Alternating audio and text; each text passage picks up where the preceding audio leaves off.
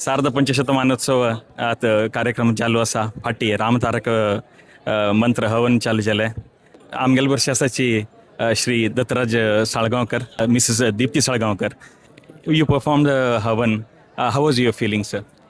It was a very moving experience. What our Swamiji has put together is absolutely a beautiful complex, great vibrations. And we are very grateful to him for his direction and his vision for providing us with such a beautiful complex with the energy of Sri Ram to bless all of us in Goa and all of Indians. Thank you. What was your experience, ma'am? It's a beautiful experience, very well organized and with so much devotion and spirituality. I really feel blessed to be here. For how long has been your association with the mutt? Our family has been associated for many, many years since my father's time.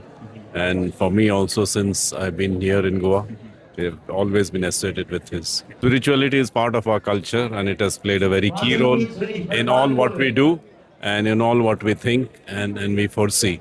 So we are blessed to have the Swami's directions for this. If you could give one piece of advice to the youth of Samaj, what would it be? I think it is better to pursue spirituality and not just materialism in this life. That's great. Thank you very much.